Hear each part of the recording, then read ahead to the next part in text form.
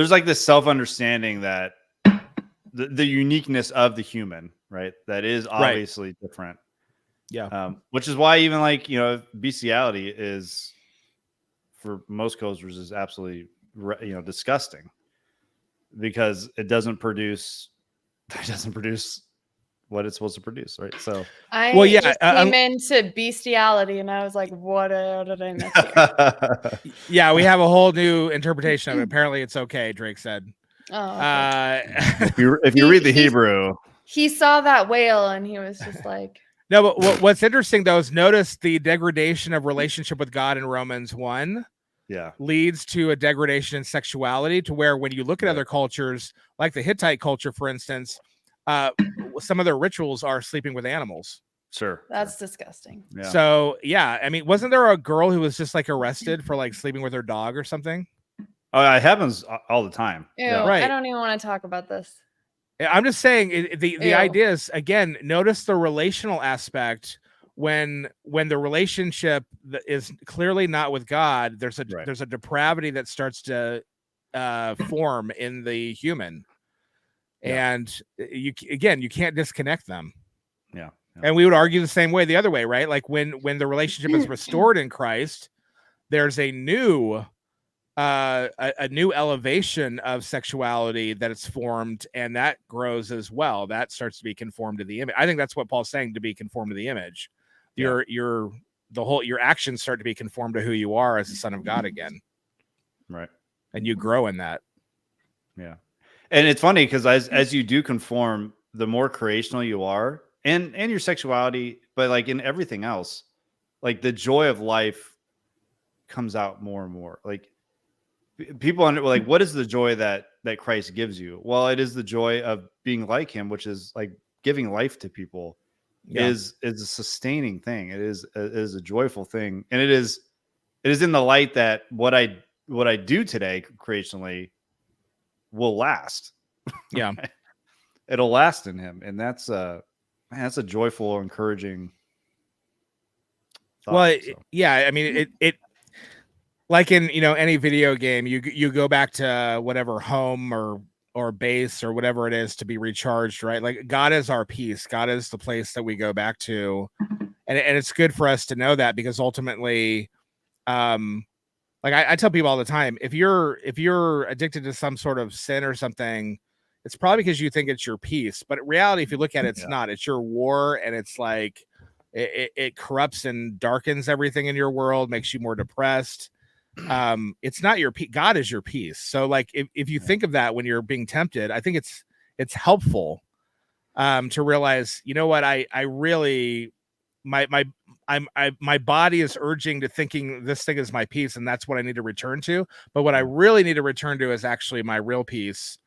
And then when you do that, you're like, oh yeah, what in the world? Why would I even think anything else? This is way beyond any sort of like, temporal pleasure or something. This is like, something beyond or whatever. It's like when you don't want to read your Bible, right? It's like, I'd rather veg out or do something else or whatever. But then when you do read your Bible, it's like, wait a minute, why did I not want to read it? It was like, this is like transforming. What in the world did I not want to read it for? So it's this weird, it's almost a wall you have to get through. And what helps you get through it is, even though my emotions are telling me it's not peace, I know that it is. So I'm going to go through and I'm going to find it there.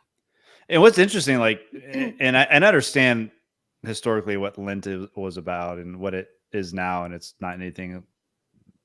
I don't think it does anything helpful in that view. But if you do remove things in your life that are normal to you, you might even say like, yeah, I don't find peace. I don't find peace in eating. What are you talking about? I don't find any peace in food. Well, restrict yourself from something you're used to. I find peace in sugar. Really, no way. You guys, yeah, right. Like, I would have never known that was a struggle for you. Well, it's probably not a struggle. Let's be honest. It's not a struggle when you give in. When you give in, but like if you would have asked me a year ago, I'd have said, well, no, it's. I mean, I like to. I like to have sweet things sometimes, but I don't find peace in it. Right? Every it's part day. of my diet. Right. Yeah, sometimes meaning every second of your life. Yeah, but you remove it and you realize my flesh does find peace in that, or my flesh does find peace in Facebook, or it does find peace in da da da. So, and it's not like you remove those things and never go back to them, but it is a good reminder to say, look, there's things that are vying for your peace all the time, and it's easy to allow them to be what you find peace in. So then the Bible reading might not be as transformative, because ultimately you might not be finding peace in that. You might be finding peace in something else. Yeah, I mean, if you don't view it correctly, right, you could become bored by the scripture even. And well, that to me, it feels, I think scripture reading is only boring to people when they're reading it not in terms of in relationship with God. So if you're in sin, you're not in relationship with God, you try to read scripture, you might as well not pick it up, because it's gonna be more death to you than life at that point. But if you're seeking to actually escape temptation, escape the sin of falling through the temptation, I would run to scripture and run to God through the scripture is the point. Yeah, that's good. Metaphors? I hate metaphors. That's why my favorite book is Moby Dick. No frou-frou symbolism, just a good simple tale about a man who hates an animal. Does the white whale actually symbolize the unknowability and meaninglessness of human existence? No, that's just a fish.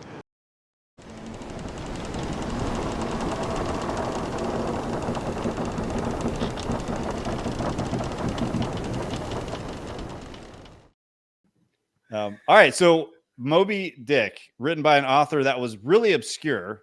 Like, this is written what, like 18? No, seriously, like this is like 1851, right? They wrote this. Yeah, I think so. And then his other books like kind of weren't good, or people didn't like him, and he died like poor or something. Oh, during his life, the book that's didn't true of do a well. lot of authors. That's a true of a lot of authors. The book didn't do well, right? But now it's obviously like it's a staple, and it is. Will we categorize it as like an allegory? It's an allegory, right? Yeah. So what is it allegory? Well, let me say this. It's actually the reason why I like Moby Dick so much is, to me, there's a parallel with Genesis. So it's actually history. It's history that Melville he's interviewed. This actually occurred to a bunch of whalers. Yeah. And the survivors he interviewed. Yeah. And it became this book. But notice how he's writing this history. It's not, here's all the facts that happened. All right, the end. He's writing it because he wants to put meaning and a message to what has occurred. And so he starts thinking of like, what if there's this captain who ends up like going out to try to kill this whale, and what if the whale represents something else, and what can I do to have, maybe the captain represents a certain kind of humanity. And like he starts forming this story around this actual historical event. So the story is a historical event, but obviously the details are changed to convey what I think is I would say a theology, even, and an ethic that he thinks is, frankly, I think is Christian. I think Melville tends to write in a Christian framework. I don't know if you guys have ever read Billy Budd. You read Billy Budd? So Billy Budd's like a Christ figure in some ways. He's basically he can't speak well. He's falsely accused. He's innocent. And so they ended up crucifying him again on a ship. Everything's on a ship with Melville. And so they end up but they crucify him on the ship, and the mast or whatever, it's like this cross or whatever. He's crucified on or whatever. But anyway, Melville's got these Christian themes in his head. I think that's to read Moby Dick, because you have multiple interpretations, because this is what happens with hermeneutics, right? You can take any hermeneutic, and it's the lens through which you're seeing a book.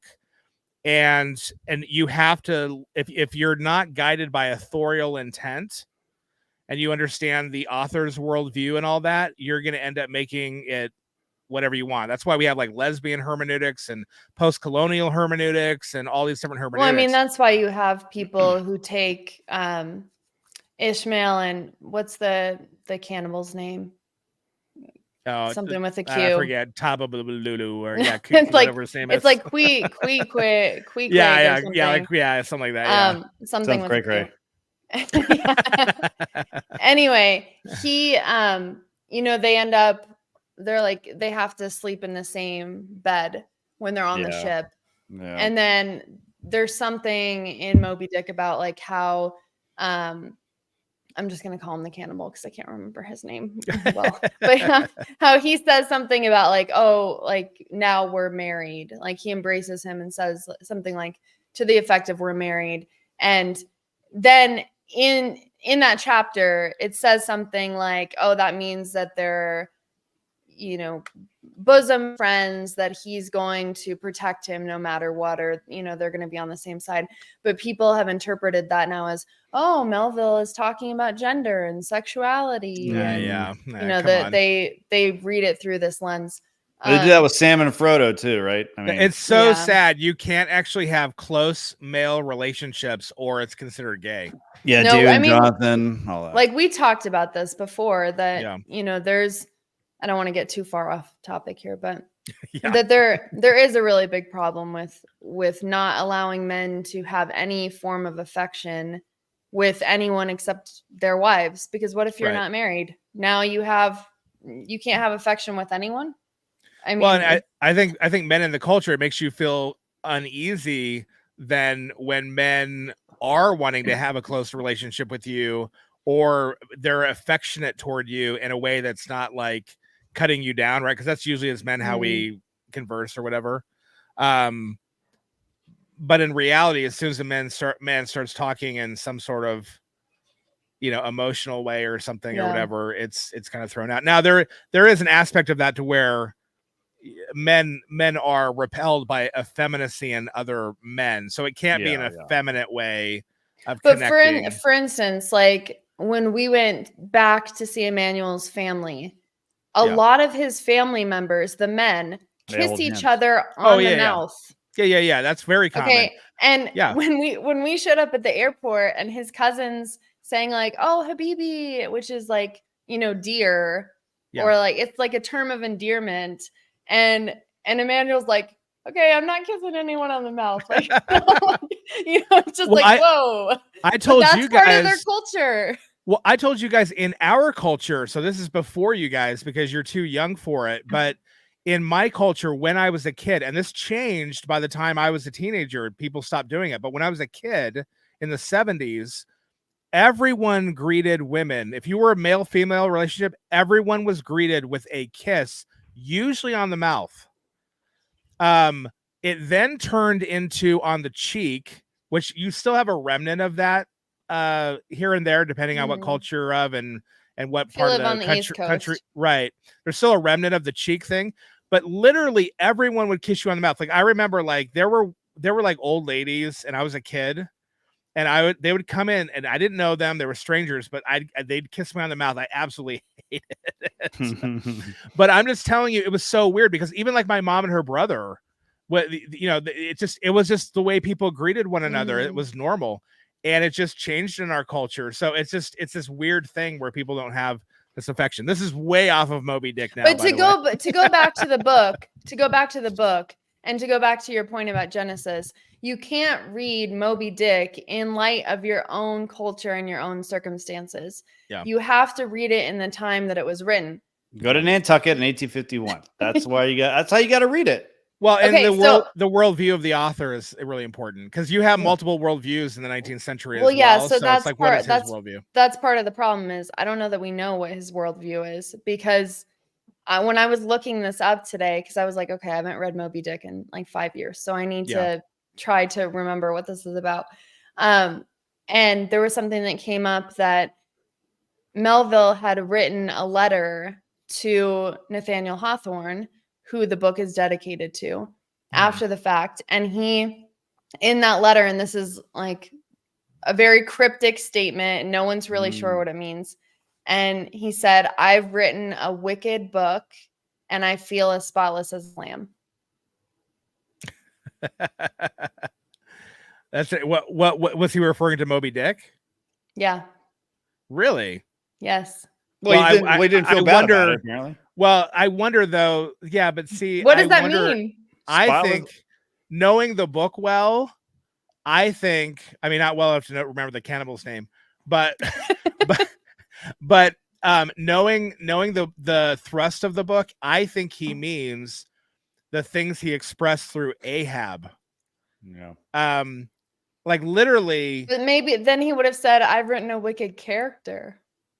No, but I think It's probably him. so. Right? His Here's inner the thought, thing. maybe? Yes, I think Yeah. that Melville is expressing what is in every man, his hatred and anger toward God for not giving him the life that he wanted.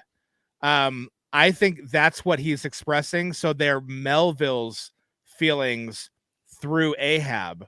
However, it's also Melville saying, this is what happens to people, though, who actually continue on with that. Yeah. I think he's also like, there's a lot of bucking against transcendentalism because there's like a literary trope in this time period that's called the American Adam. And this is like like the Thoreau on what is it, on Walden Pond, like this whole idea of America being kind of like a new a fresh Eden.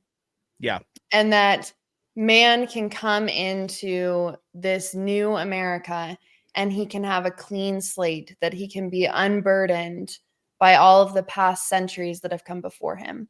He can have some kind of almost like a moral innocence in the new world. It's in the Enlightenment project. Really. Yeah. And this is like something that's really common in literature of this time period, in essays of the time period, and poetry. And Melville seems to be saying the opposite of this, that here is, Ahab is this American Adam, but he's kind of the worst parts of this. He's arrogant, he's ambitious, and his self-reliance and the industriousness of all of this leads to his demise. Yeah.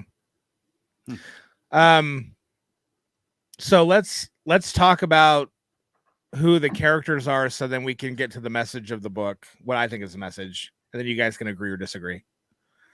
You have Ishmael, he's the narrator.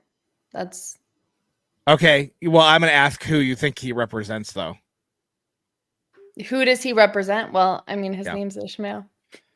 Well, it's So I think a lot of you just did what Drake did earlier, and you rebuked him for. His name is not Ishmael. He says, "Call me Ishmael." I thought she did it as a jab to me. Yeah, I think that I was trying to jab you. Yeah. Oh, okay. So, I was like, no, that's not it. Because because I don't know that that's going to be a part of this, but because before we started rolling this, Drake said that the opening line of Moby Dick was, "My name is Ishmael." Yeah, that's pretty much what he said. But it's like the most famous opening line of any book. Yeah. Call me Ishmael. My name is Ishmael. There were good times and other times too, I guess. Could have been good times. Yeah. But I think it's interesting how Ishmael describes like who he is, right? So what does he love? Like, what does he hate? What does he love? Well, he hates like the mundaneness of life, right? He hates, he talks about, what stops me from slapping the woman who's like, whatever. Well, the sea. He likes to watch. Like he's an observer. Yep. So and yeah, So and then the other is like what is the name? What does Ishmael mean? Like what is the etymology of the name? Well, it's not. So I don't think Melville was an etymologist. So don't think what it means. Think of who it is. Okay. All right. So who is Ishmael? I'm thinking more of like how Moby Dick, what he does in Moby Dick, because there's all of this stuff in Moby, and again, I haven't read this book in a long time, but there's all this stuff in there about because he in the beginning of the book claims to be a Presbyterian, right? Yeah, I forget actually. Yeah, I think so. Okay. And then later he's kind of worshiping at the altar of these of the cannibals' gods. And he makes these kind of statements like, you know, I'd rather have I'd rather be around a sober cannibal than a drunk Christian. Right. Like that he's almost like I don't know, like he's engaging in the religious hypocrisy, but then he's also condemning it. Well, I think it's also interesting Yeah. that like he describes like what he doesn't want to be the captain, right? He doesn't want to be the cook because he doesn't want, what does he say? He doesn't like he doesn't want the I don't know. He doesn't say fame. I guess not even responsibility, but like the accolades that come with it or something. Yeah. And then what he does later, like April saying, where he's like participating in these things, but he's also condemning these things. I don't know. I mean, I So almost wanna be Bryan, like the Bible study answer, which would be like, oh, it's Jesus. But so Bryan, but maybe an give angel. us Like I your- can see him as like an angel figure watching. Okay, yeah, what that's God- I mean, it's close to it. What is happening to humanity, and he's got his role to play, but he's more an observer. So you guys are too Christian in the way you're thinking about it, because you have to think like you're mentioning the moral there, but I guarantee to Melville that was moral what he did. I'd rather hang out with the sober cannibals than the drunk Christians. So to Melville, you have to think of what Melville thinks is moral, not what you think is moral in that regard. Ishmael, I would argue, is moral reasoning. And the reason why he says you can call me Ishmael is because Ahab, in his anger, in his madness, becomes irrational. And therefore, what happens to Ishmael in the biblical story? He's exiled and sent away. So Ishmael is disregarded and sent away by Abraham. Moral reasoning is disregarded and sent away by Ahab. Starbuck, which is Ahab's first mate, is kind of like his conscience. It's like the last inkling of a conscience, because Ishmael's not listened to at all. If you notice, Ishmael's trying to actually reason with the crew as well, and all that. It's the moral reasoning. It's like, don't do this. What are you doing? All that sort of thing. He's trying to save their lives and all that. But in his madness, Ahab has sent away all moral reasoning whatsoever, to the point where, like, there's this scene in the book where Starbuck comes in and says all the oil's leaking out. There's a port nearby. We can go to this port and we can get money for the oil that we've got or whatever. And Ahab's like, yeah, I don't care. And it's like, and Starbucks kind of like, wait, what are we doing? We have oil and it's money, and that's why we're here, right? And it's kind of like they start realizing they're not really there for that, and he's abandoned all moral reason, all reason why they should really be there. It makes no sense. It's completely irrational, but that's what the anger toward Moby Dick does to a person. It makes them mad, and their moral reason is exiled. It leaves them, and they become irrational. And so when this occurs, when he has another scene with Starbuck later, where Starbuck comes in to talk to him, and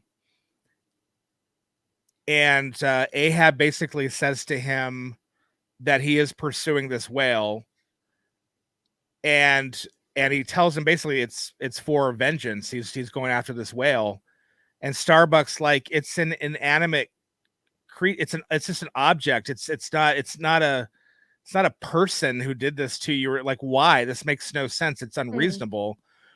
And that's where Ahab goes into the diatribe, and this is where we talk about what the whale is as well a little bit. And he says, it's not really the whale. It's the unseen force that really molds the objects to their will that I hate. And if it had been the sun that offended me, I'd strike that. And of course, and then Ahab says, "Don't tell me it's blasphemy." Because he realizes that the story, it's letting you know, okay, we're not really talking about a whale. And why is the whale white, by the way? Because whales aren't usually I white. mean, there's that whole chapter, right, where it's like whiteness and holiness and right. Yeah. And this whole thing. I may have to have an apology for you. So remember, as I'm thinking. Okay, so before, when I was, railing against you off camera in the past, long ago, about how I think that Moby Dick needs to be abridged, and that all this nautical whale information needs to be cut out. And I stand by some of that. So I'm gonna argue against myself. Then I don't accept your apology. Okay, just hold on. Okay. I'm thinking as I'm talking, so just let me talk. Okay. So Ishmael is the narrator of the story, and he, goes through all of this seemingly useless information about whaling and about whale types and all the things you don't care about. Okay. But for all the things that you don't care about. I know, but let me finish. Okay.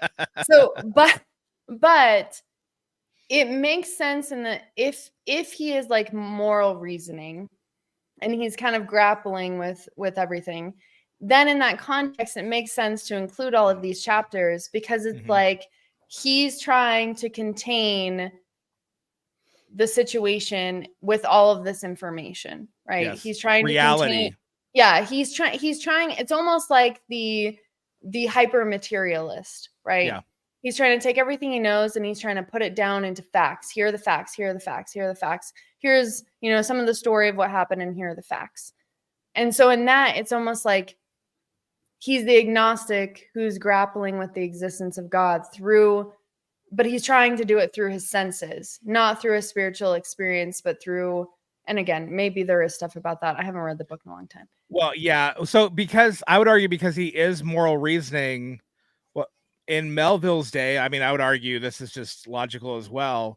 You need reality and facts to then put together in a moral sense. So this is interesting because the scene I just quoted with Ahab, where he's just becoming really irrational with Starbuck and all that, right after it, I mean, just right after he says this, it says that he could no longer hear the wind in the sails or the flow of the mast or all this different. In other words, he no longer could pick up the details, Ahab, because of his madness. So in other words, there's something about moral reason that actually is, like Drake said, observant.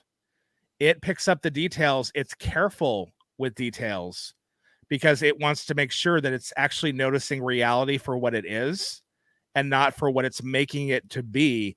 Ahab's making up reality because his anger is actually distorting it. Like, is he really going to be able to fight this whale? Especially is he really going to be able to fight the unseen force beyond the whale, which we understand as God, basically? No. Is he going to win that fight? No, obviously not. It's irrational. And so there's something spoilers, connected. he gets dragged to the bottom of the ocean.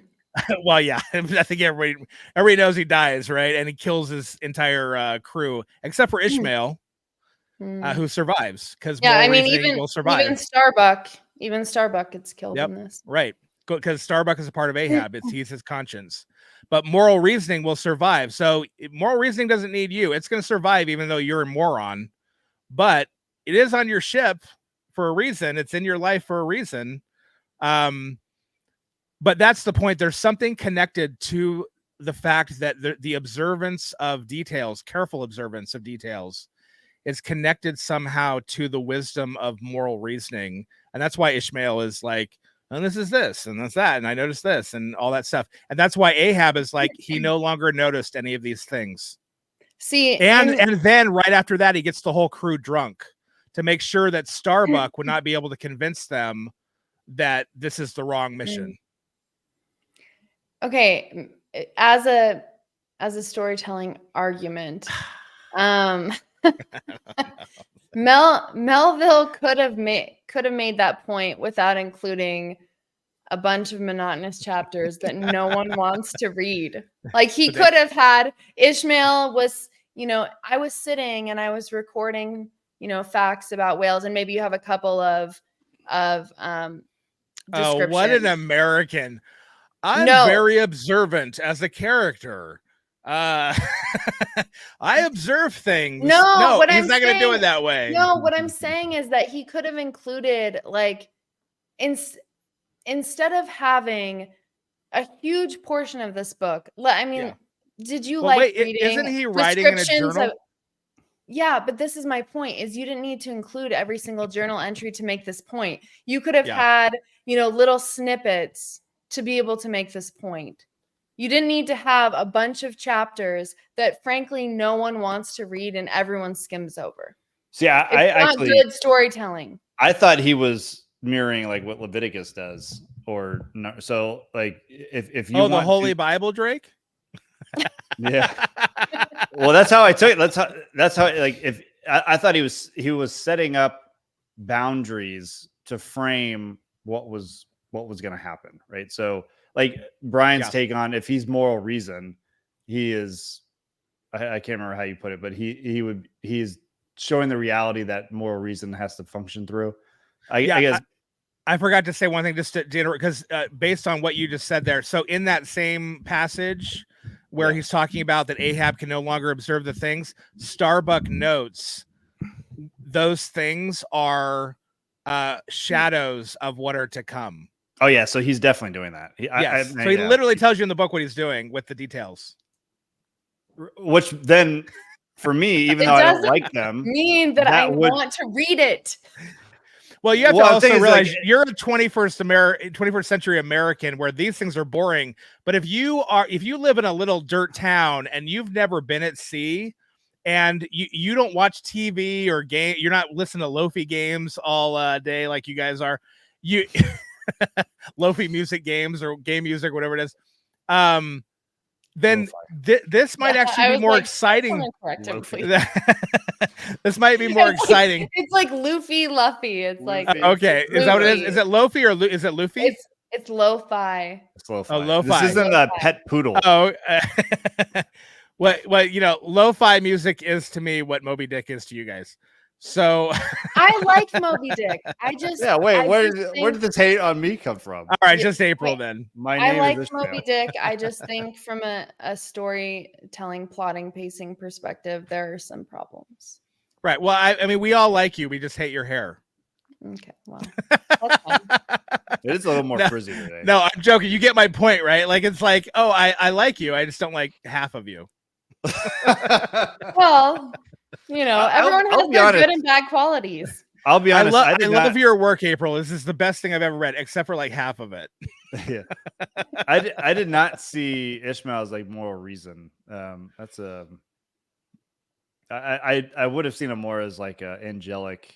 Well, moral reason kind of is. Here's the thing. Like this is Bryan's interpretation that this is my right. No, I could be totally wrong. No, well, hear me out here. Like I could be. Okay, yeah, and so here's the thing. Like part of why, again, I like Moby Dick. I see its value. It's not one of my favorites. And part of why here are the things I don't like about it. I think that it uses a lot of postmodern tropes, even though it was written like 100 years before the postmodern movement in literature. Well, postmodernity is kind of in modernity. Okay, I'm talking about postmodern literature though. There's there's a particular like subgenre or section of literature that's called postmodern that uses particular storytelling elements like unreliable narration, like experimental storytelling. And these are all things that I think Melville uses even 100 years before the movement really starts. And I really hate postmodern writing. And I hate it because there's a lot of subjectivity to it. It's a lot of like, what do you think it means? Because it could be this or it could be this. Like there's a lot of that. I mean, even just the fact that he has, by definition, he has an unreliable narrator. He has experimental writing because he has a chapter thrown in there that's just like a play in play format. He has, I mean, it's all over the place. And that's just not my preferred method of storytelling. I think that there's a lot of ambiguity in it. I think that there's a frustration I have that the author is not being clear in the themes. Like I think that what you're saying and what you get out of the book is really good. It's a strong theological presentation. But I think that Melville toyed with the subjectivity too much. He may have. I guess for me is that I think that most writers who are not postmodern, like I would maybe argue that yes, maybe Melville does some of those things, but I don't think he's unclear because I think there are always keys. The reason why I harp on those chapters is because I think they're the key to interpret the rest of the book.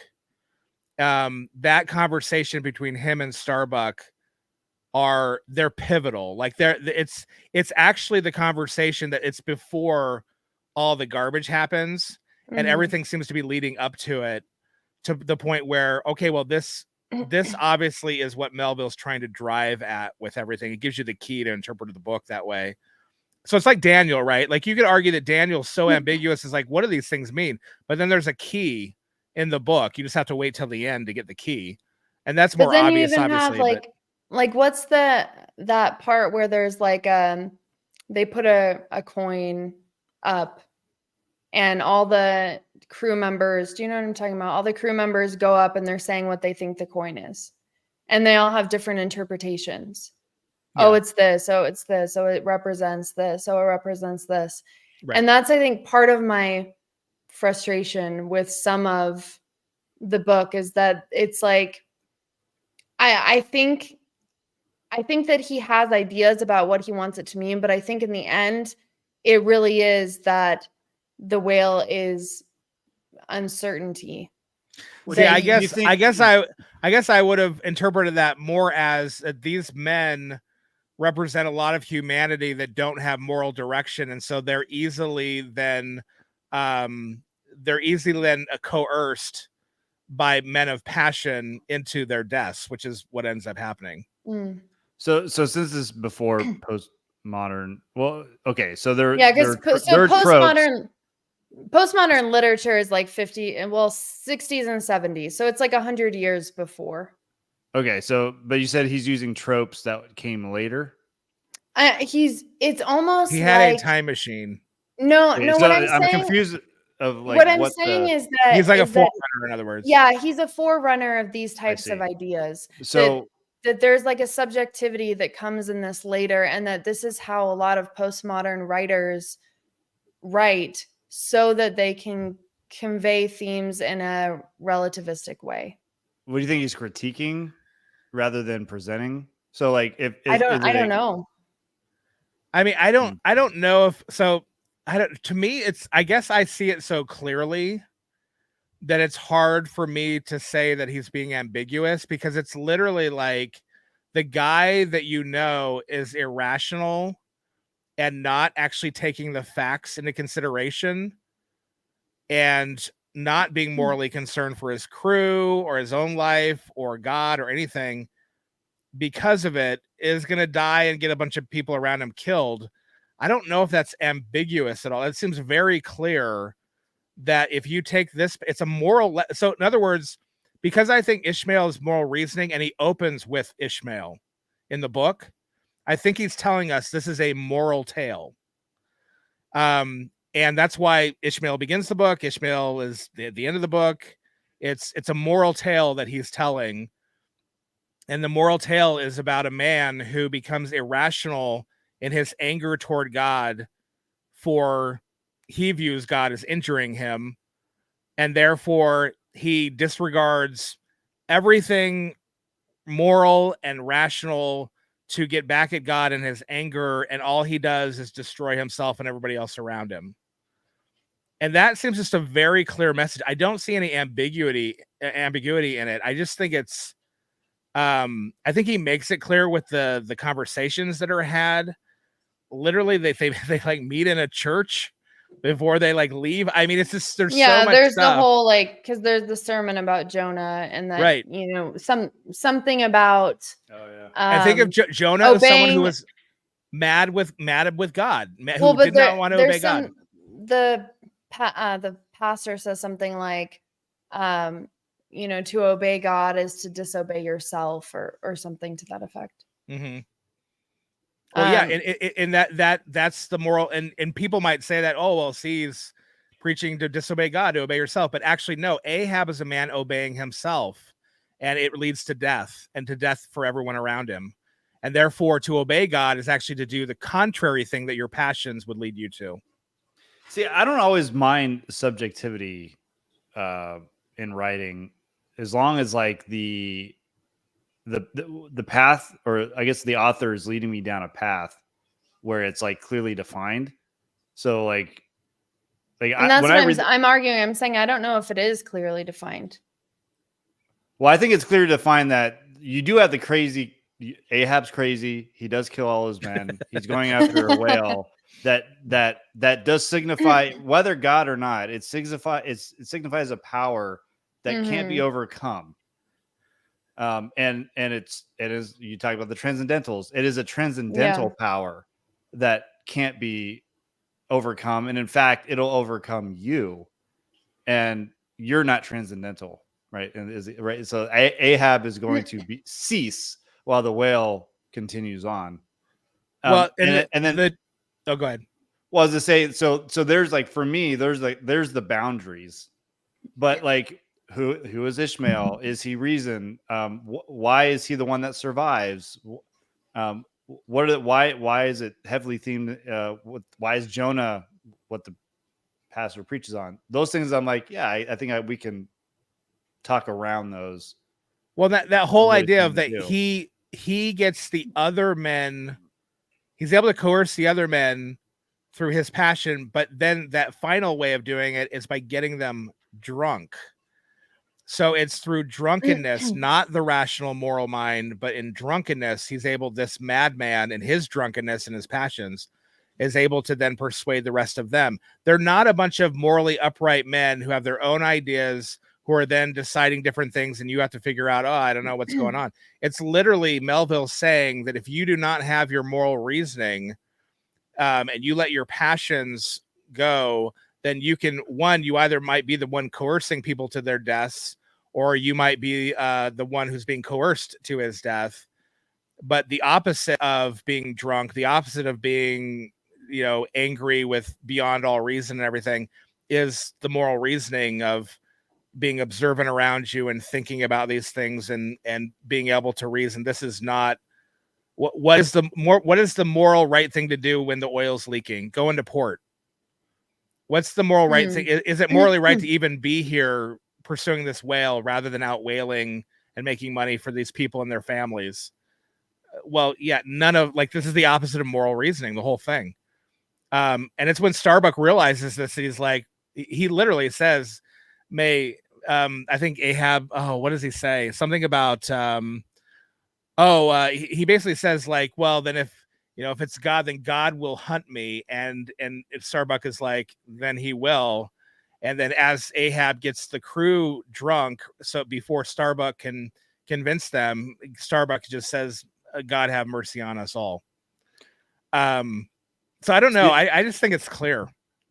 So how I always viewed Ahab, the whole, and Starbuck too, which, side note, Starbuck is the first officer in Battlestar Galactica, which is a spacefaring version of Moby Dick, I think. Starbucks is a great place to get bag coffee in a pinch. Yes, with the isn't it like a deity or something? Like, I don't know. It's a two-tailed mermaid. Oh yeah. Anyway, I always saw Ahab and Starbuck as Saul and Jonathan. So I saw this as a modern take on Saul's story. And I thought Ishmael was like an angel, but I saw the modern take on. I mean, you could make on Ishmael Saul. Samuel. Ishmael could have been Samuel. That's true. Yeah, that's a good point.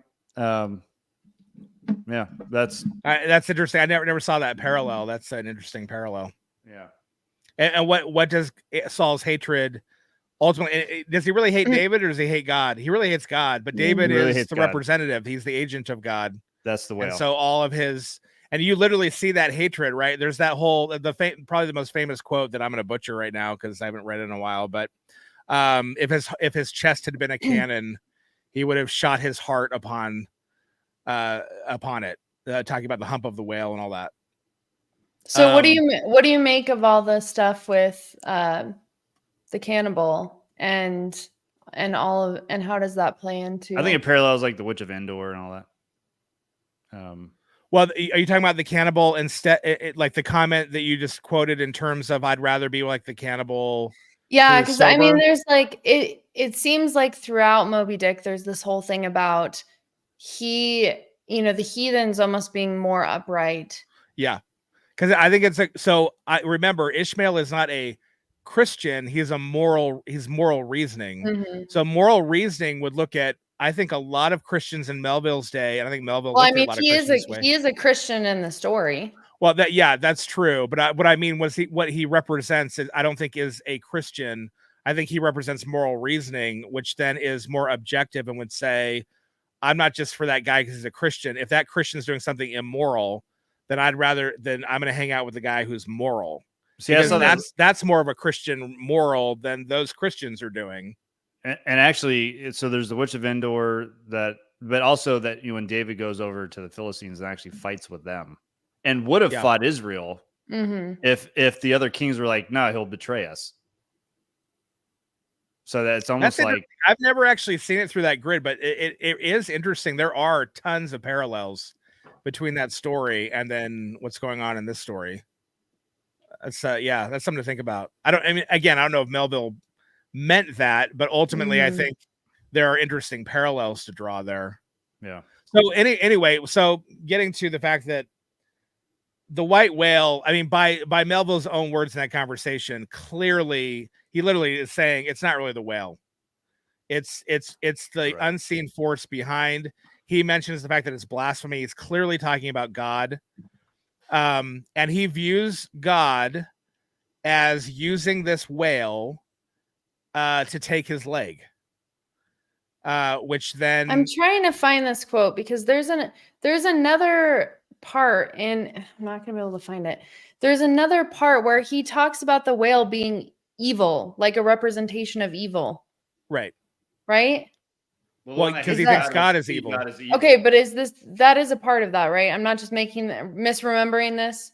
Oh yeah, well, whether I don't remember if it says it explicitly, but clearly the way he talks about it, he in reality. So this conversation, I think, puts it in perspective that to where what it's trying to say is everything he talks about concerning the whale.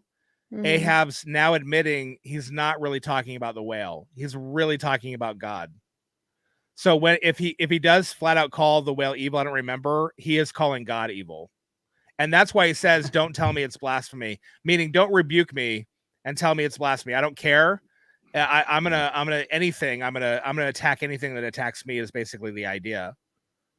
This is why Tolkien hated allegory. But I think, look, so here's what I think is, I'll give my spiel of what I think the message is then. And we've been kind of talking about elements of it. I think it's saying to any of us who all have an Ahab part of us, right? And we see it in scripture too. There's always a part you read in the Psalms. We see it in Jeremiah. It's like, God, what, you deceived me. What in the world? You did me wrong. We all have that. You did me wrong. You're supposed to be good. What in the world is the deal? I'm not. And then we retaliate. I'm not going to follow you anymore. I'm not going to be your voice anymore. I'm not going to, you know what? I'm done with it. This is ridiculous. All my friends, they're doing this and that. And I'm not going to. So we retaliate by not following God. And some people retaliate to the point of giving up the faith, and a lot of those people retaliate even further by going on a mission to slander God, disprove God, hate God in whatever way they want. And you've got these atheists who absolutely just hate God. And it's like, you hate this thing that you don't think exists.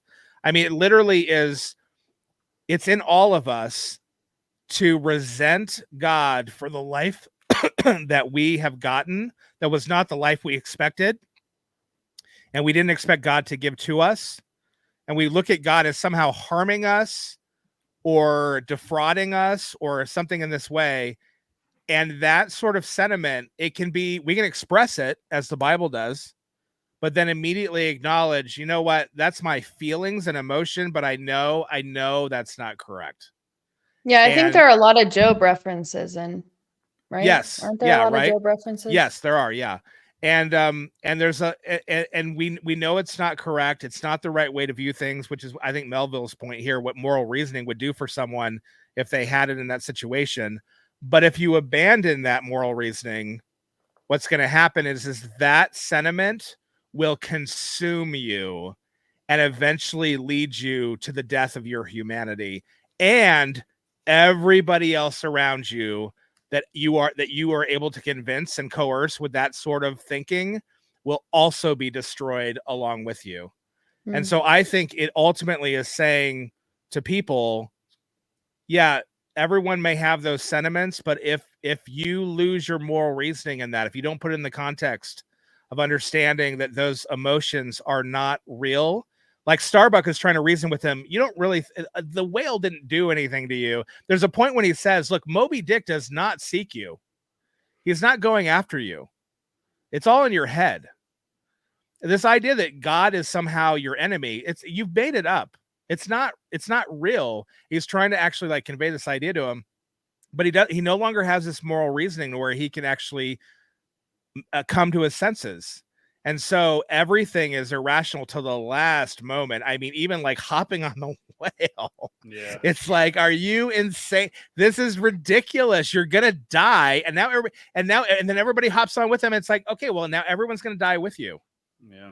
It's this irrational, it's this total demonic irrationality. Boat's destroyed. Everything. So the boat, if we say the boat is basically the world of Ahab, the world of Ahab is all destroyed then. So people in your world, everything is destroyed. I think that's the ultimate message. And so therefore I think it's not just the wind and the sails that are a shadow, and what Starbuck says is not just a shadow, but a warning.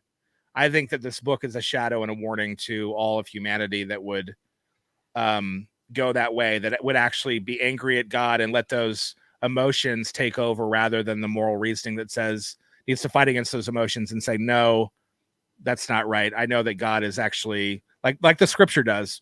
I know in the end, God is good and he is just and he is right and he will be praised and is to be glorified, and the righteous will yet prosper in him and all that sort of thing. Do you know anything about Melville's life, his Christianity or not? I don't. The only thing I know about him is the fact that he does a lot of Christian themes in books. That's all I know about him. I don't know anything about his personal life or whatever. And when I say Christian, for all I know, Melville is a 19th century Christian, right? He could be an Enlightenment Christian. He could be, cultural Christian or whatever. And that's why it's moral reasoning. And I guess that's why I say, like, I'm curious because, when you look at the other writers in that time, most of them were Unitarians. Emerson, Thoreau, all of these guys were. Yeah, it could be. Who knows? We're Unitarians. I'm not saying he does have Christ figures though, although Billy Budd doesn't die for like sins or anything. Yeah, I mean, I'm not saying that he was. I'm just saying I'm curious because that would affect like you could make an argument that some of the themes are maybe universalist or inclusivist in inclusive of other religious, be a good person and you'll be all right. Yeah. You could argue for that. So I mean, I'm just curious. I don't know what his beliefs although I just remembered, so let me correct myself. Billy Budd actually does die because he's paying for the sin of someone else. So in that sense, there is a atonement thing there. But I don't know. It's hard. I've never studied it. I don't know if there's information or journals that he had. I'm really just getting from how he writes in terms of his stories and his books and the themes and all that. We can give our Patreon some homework if you know. There you go. Yeah, this is basically just Bryan gushes about Moby Dick. Yeah, I was gonna say, if anything, if we've done anything in this Patreon cast, it's people are probably interested in Moby Dick from what you said. Yeah, I actually think that, like, if we were gonna list, 10 books every Christian should read, I would put Moby Dick on that. Boring chapters and all, I would still put it on that list. Yeah, and if you're going through a season of your life where you're angry at God, then man, this is like read Job and Psalms and Moby Dick. Like, or you're just having a hard time falling asleep at night and you need something, Or if you really just love the adventure of the ocean and you love nautical terms. This is actually why the book didn't do well, because people thought like, oh, it's going to be a seafaring adventure, because that was a common type of story at this time. And then they got this and they're like, what is this? This is not a seafaring adventure. This is a textbook of nautical information. Even better. Yeah. Okay. I guess I don't get bogged down by it. I think I don't know. I don't think it's that boring. I thought it was interesting myself, but so I tend to give authors, I tend to give authors the benefit of the doubt. Well, I go back to Leviticus because I used to think that about Leviticus a long time ago. But it was that's the Bible. Yeah, but people are using the Bible to do the same thing, and they're not going to do it perfectly, but like it's like they're doing it. They think. I hope so, unless they're just they could be just really bad, and be like, I'm going to put this in here because I hate my readers, and I'm just going to put this in because I don't want to make any money, and I want to die. Yeah, I don't think unknown author. He obviously didn't want that, because April gets to numbers and it's like, I'm gonna skip through the fun part. Right. Because I understand the point. I will reread Moby Dick one day with a greater appreciation now, having eaten some of my words. Okay. I'm eating some of my words. It's not my preferred method of storytelling. I'm not saying that makes it bad. It's just not my preference. You know, it would be awesome then if you were to rewrite kind of an adaptation of the book. Yeah. And obviously you couldn't do something other than a whale, do something that's more modern, thing or whatever that could kill someone, but it can be used as an instrument of God to hurt someone. It's got a motor and it uses gas. Moving on. Yeah, someone should rewrite it.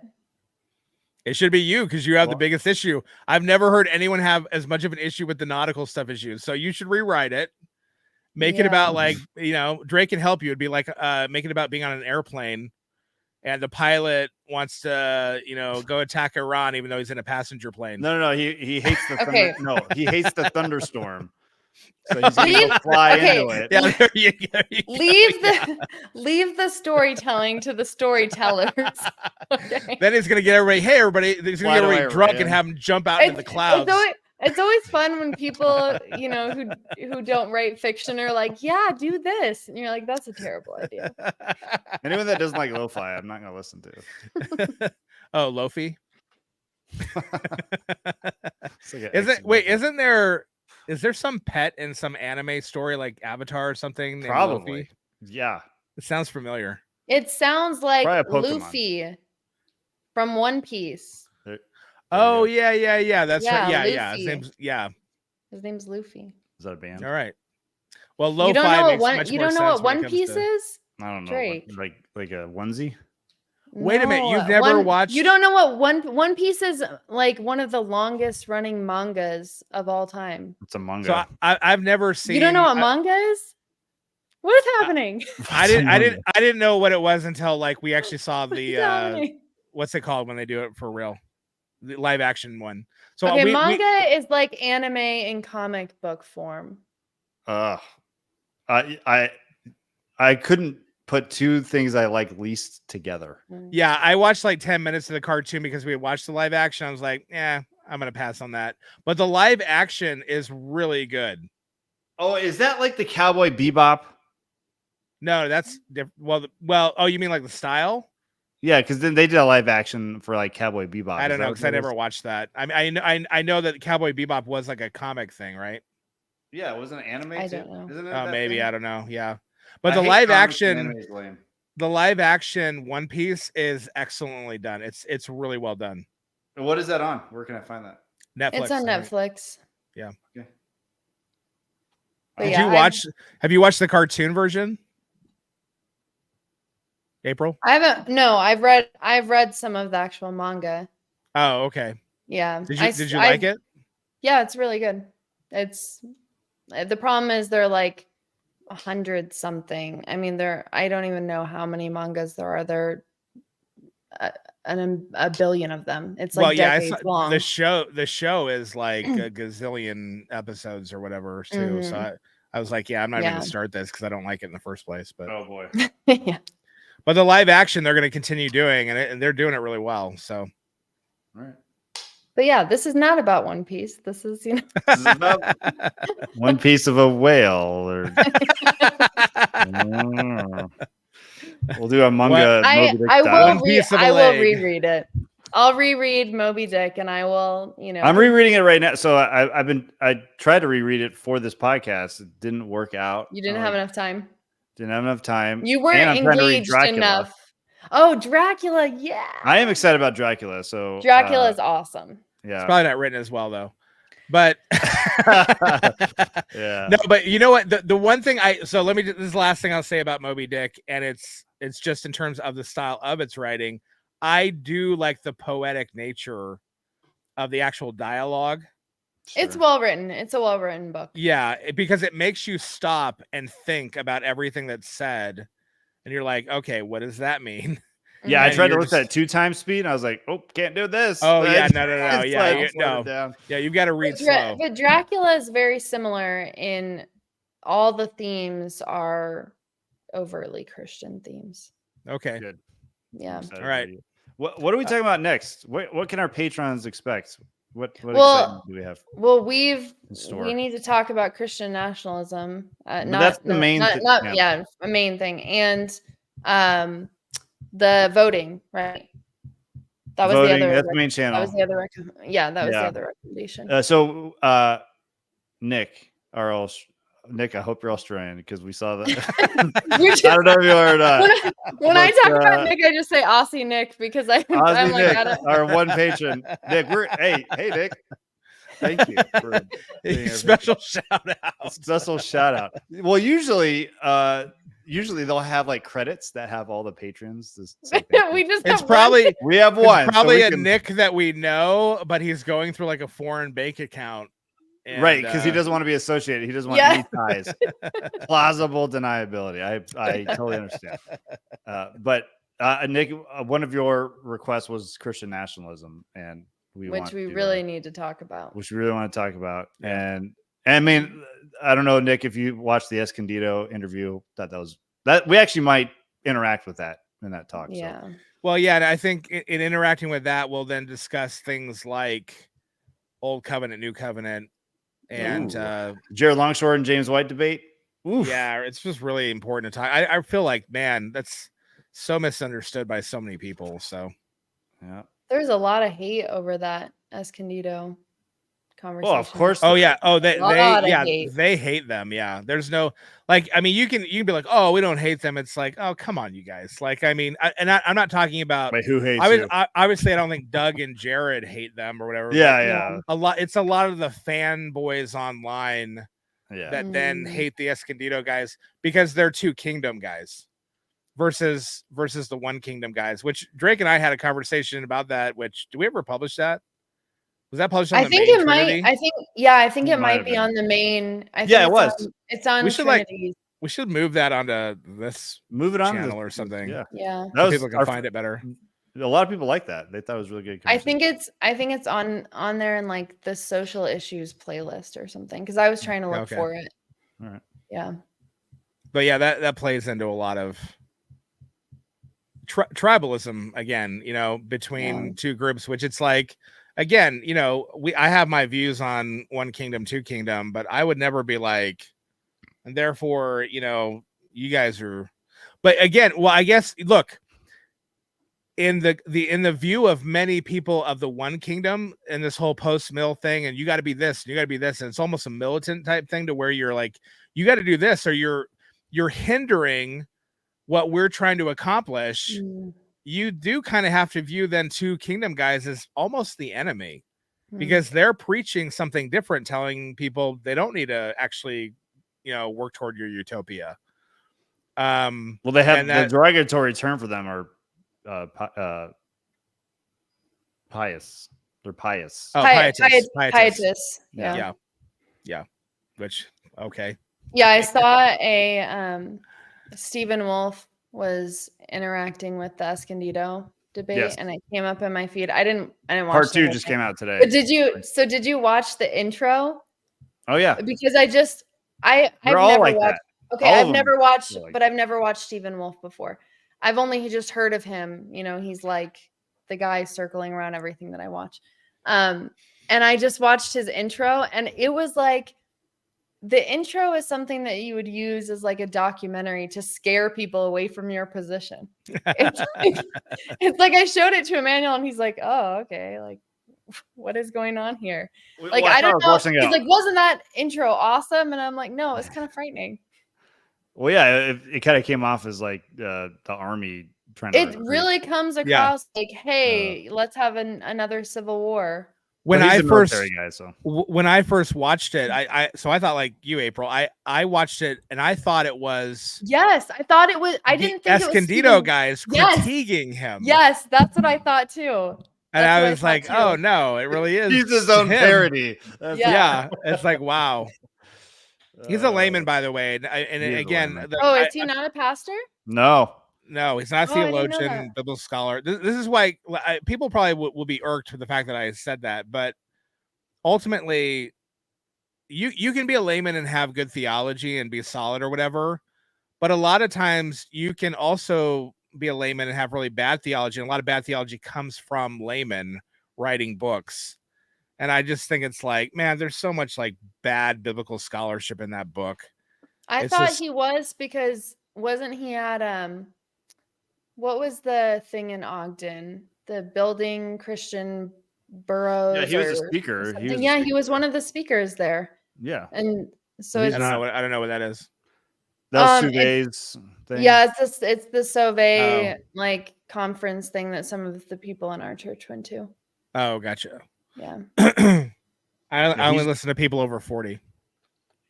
I was joking. He identifies himself as a political. So whenever I talk, there's I zone out. You have the mind of an 80-year-old. That's it's failing. You got to take that. Kind of like dementia and yeah. Can't remember the themes of Moby Dick and. Well, at least you remember the first line. I'm bored by nautical terms. I'm so bored. I can't anymore. Yeah, that's your. Can you guys hear me? Coming out. Mm-hmm. Yeah, I can hear you. Yeah. Oh, okay. Talk about ignoring somebody. Can you guys hear me now? Yeah. All right. Well, let's wrap this up because it's 10 o'clock. Yeah. Well, it's 11 o'clock where I am. Well, it's your fault. You're the one going on vacation. Wow, April's really getting beat today. It's I know. It's like, okay. I don't want to do this anymore. It's usually me, so that's fine. I'll take the day off. It only hurts if you care about the opinions of the people who are doing the insult. Well, we know you care. That's why you're on the podcast.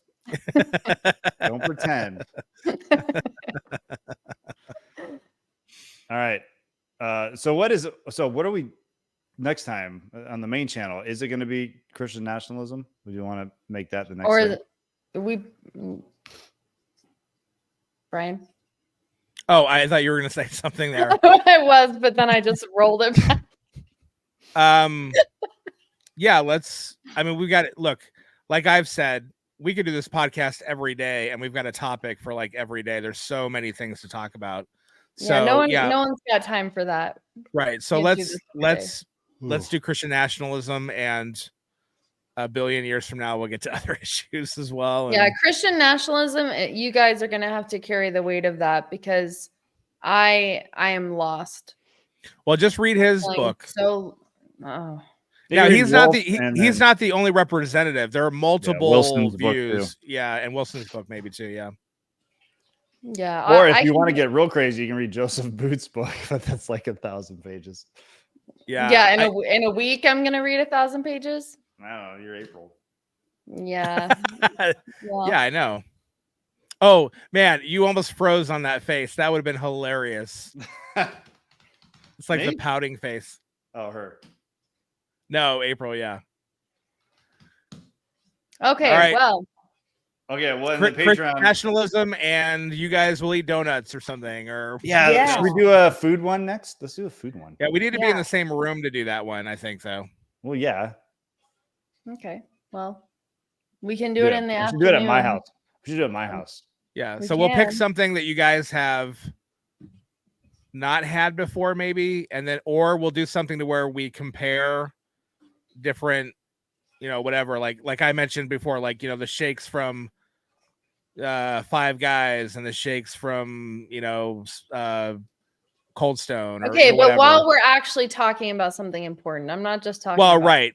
It's not just gonna be food. We can do a hot ones episode. Oh wow. Oh, there you go. And it'll be you guys doing it. I'll just be do that. I'll be the guy. I'll be eating like mild wings, but I'll be acting like I'm eating the hot wings. This is crazy hot. Yeah. I was Brian, like, oh man, woo. Brian, it's literally ketchup.